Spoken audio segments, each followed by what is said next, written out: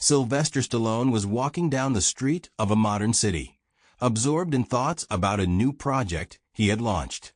The city was alive around him, the sound of cars, the smell of coffee from street cafes, the chatter of people. Yet, despite all of this, he remained irritated. Today, he had witnessed something that made his heart skip a beat. As he approached the intersection, he noticed a young woman, a cleaner, struggling unsuccessfully to wipe away a large stain on the sidewalk. Her sleeves were dirty, and she had the exhausted look of someone who had endured a long and grueling shift. Suddenly, a policeman emerged from behind her, a middle-aged man with a stern expression. He began yelling at the woman harshly, accusing her of working too slowly, and saying that she needed to clean faster if she wanted to keep her job. Silvester stopped and watched the scene. He wasn't the type to usually interfere in other people's business, but this felt wrong. It was unfair, and he couldn't just walk away. His mind knew he needed to act, and his heart told him that this moment could change something important. You can't treat people like that, he thought, pulling out his phone. Stallone pressed a few buttons and dialed number. "Get information on that officer," he said in a calm but firm voice. "If he treats ordinary people like this, he doesn't belong in the system." After a few seconds of silence, a voice on the other end replied, "Understood, Silvester." He slipped the phone back into his pocket, watching as the officer walked away, leaving the cleaner still shaken. Silvester approached her, trying not to come across as intrusive. "Are you okay?" he asked gently, standing next to her. She looked up and met his gaze. There was sadness in her eyes, but also gratitude. "Yes, thank you," she replied softly, though her tone suggested otherwise. Silvester left her with a few dollars for tea and promised to help. He didn't yet know how exactly, but he felt he couldn't let it end like this. "Don't let them treat you like that," he said before turning back to his business. As he walked away, he knew one thing for sure: that officer was going to lose his job. And while his actions might have seemed like just a random act of kindness, Silvester understood that justice isn't only about big fights. It's also about small steps toward change. The story wasn't over. It was just beginning. Silvester couldn't forget that moment. Every time he closed his eyes, the image of that frightened and helpless cleaner would appear before him, along with the rude policeman who felt no guilt for his actions. He felt that he couldn't just ignore it. This was more than just a random incident. It was an injustice that needed to be stopped. The next day, before noon, Silvester already had a plan. He wasn't just going to ensure that the policeman was fired. He wanted to punish him for how he had treated people, especially those who couldn't stand up for themselves. Silvester called his contacts in the police, a person he had known since the days when he was working on his first films. He trusted them and knew they could help with such a matter. "She needs to know who really runs the streets of this city," Silvester said into the phone. "This policeman has no right to work if he can't treat people with dignity." "I understand," came the voice on the other end. "We've already started an investigation. Keep an eye on the situation. It will be resolved." But Silvester felt that wasn't enough. He didn't just want the policeman fired. He wanted him to be punished, for others to see that even small acts of cruelty would not go unpunished. He decided to meet personally with the local police leadership to express his outrage. Stepping out of the office, he headed to the police station, hoping that his presence and influence would help change the situation. When he entered the building, the guard at the door immediately recognized him and didn't even ask about the purpose of his visit. This was another reminder of the power Silvester held and how he could use it for the benefit of others. In the office of the police chief, who was sitting behind a large wooden desk, Silvester could feel the atmosphere shift as he entered. "Silvester, what's happened?" the man asked, raising his eyebrows in surprise. "I want you to realize one thing," Silvester began, his voice calm but confident. "Every police officer should be an example to everyone. They respect the law, and they respect people. But what happened today on the street was unforgivable behavior. No one has the right to treat another person the way that policeman did.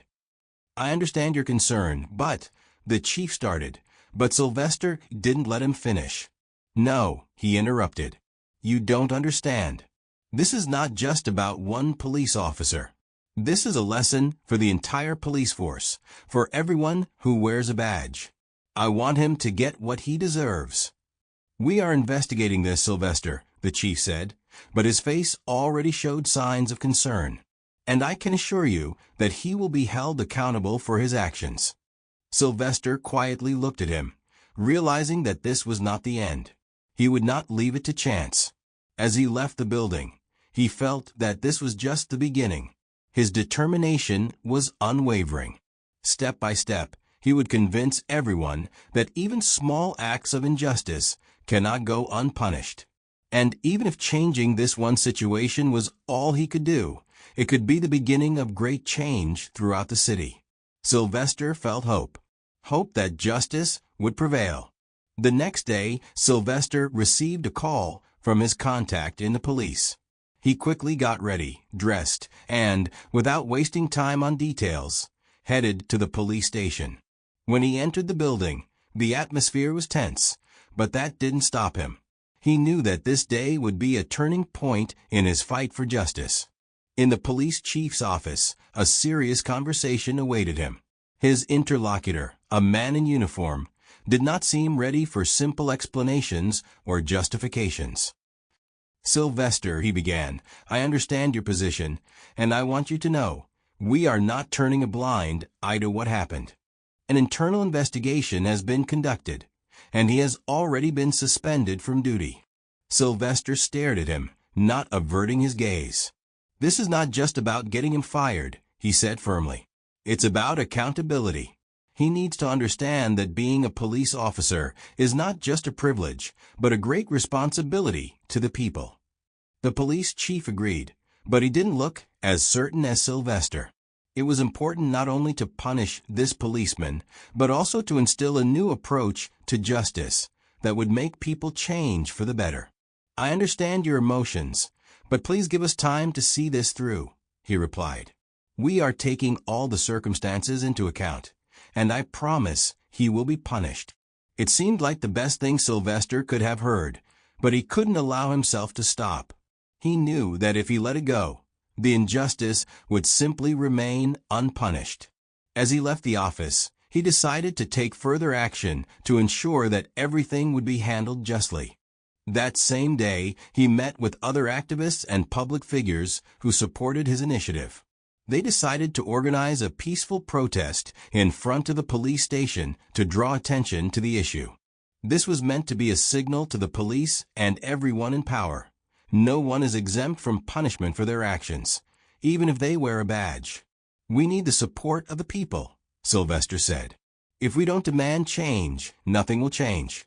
The protest gathered people from all walks of life, local activists, as well as ordinary citizens who were ready to support Silvester in his pursuit of justice. They stood in front of the station, holding signs and shouting slogans calling for accountability and punishment for lawbreakers. And although the protest was peaceful, its impact was enormous. The first news about the demonstration appeared in the local media, and it could not leave the city's leadership indifferent. It made them reconsider their stance on the situation. Silvester stood among the crowd, watching as their voices were heard. He felt that victory was close, although he knew that this battle was far from over. Meanwhile, the policeman who had been fired tried to find a way to avoid the consequences of his actions, but his efforts were unsuccessful. Moreover, due to the public outcry, the case was brought to court, and he was held accountable for his actions. Silvester saw this as the beginning of important changes, not only for this policeman, but for the whole city.